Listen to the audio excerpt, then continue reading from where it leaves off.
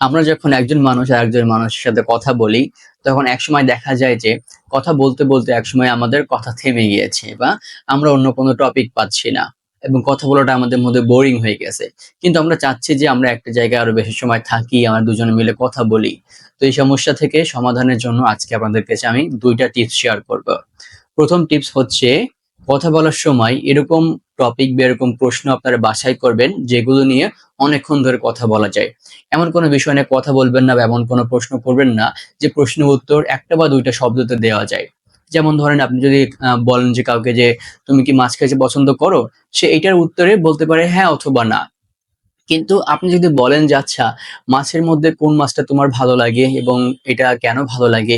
এরকম কেন, কেমন, কিভাবে এই সমস্ত ব্যাপার এবং যখন আপনি তার পার্সোনাল ব্যাপার নিয়ে তার পার্সোনাল মতামত জানার চেষ্টা করবেন তখন দেখবেন যে সে আরো বিস্তারিত আপনাকে বলার চেষ্টা করবে এবং সে যখন আপনাকে আরো বিস্তারিত বলবে নিজের ব্যাপারে তখন আপনিও তার কথার মধ্যে যেকোনো প্রশ্ন বা যেকোনো ক্লু আবার খুঁজে পাবেন যেটা নিয়ে আপনি পরবর্তীতে কথা বলতে পারবেন।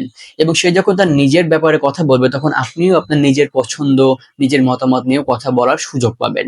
সুতরাং যে ব্যাপারটা বললাম আপনাকে অবশ্যই এরকম প্রশ্ন করা উচিত যেটা নিয়ে বেশি কথা বলা যায়, যেটা নিয়ে সামনে আগানো যায় এরকম কিছু একটা। এবং ২য় যে ব্যাপারটা সেটা হচ্ছে আমি আগেই বললাম যে কথা মাঝে, মাঝে শেষ হয়ে যায়। দেখা গেল যে একজন মানুষ একটা গল্প শেয়ার করছে তার গল্পটা বলা শেষ, তার মানে কথা বলাও শেষ।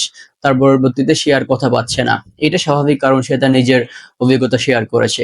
তবে এই জায়গায় করণীয় ব্যাপারটা হচ্ছে আপনার। আপনাকে অবশ্যই সেই গল্পের থেকে কোনো একটা প্রশ্ন করতে হবে বা আপনি নিজের গল্প বলতে পারেন বা অন্য নতুন কোনো টপিক আনতে হবে। সুতরাং আপনাকে নিজে কথাটা চালিয়ে যাওয়ার জন্য নতুন কোনো টপিক আনতে হবে বা নতুন কোনো প্রশ্ন করতে হবে। এই জায়গায় যদি আপনারা দুজনে চুপ হয়ে থাকেন তাহলে কিন্তু কথা আর সামনের দিকে বাড়াবে না এবং আপনাদের মধ্যে একটা বোরিং ফিলিং চলে আসবে। সুতরাং আপনাদের এই ২ টা টিপ যদি মাথায় রাখেন তাহলে দেখবেন যে আপনাদের মধ্যে কথার মধ্যে কোনো বিরক্তকর ব্যাপার চলে আসবে না। আপনারা কথা বলার ক্ষেত্রে পারদর্শিতা অর্জন করতে পারবেন।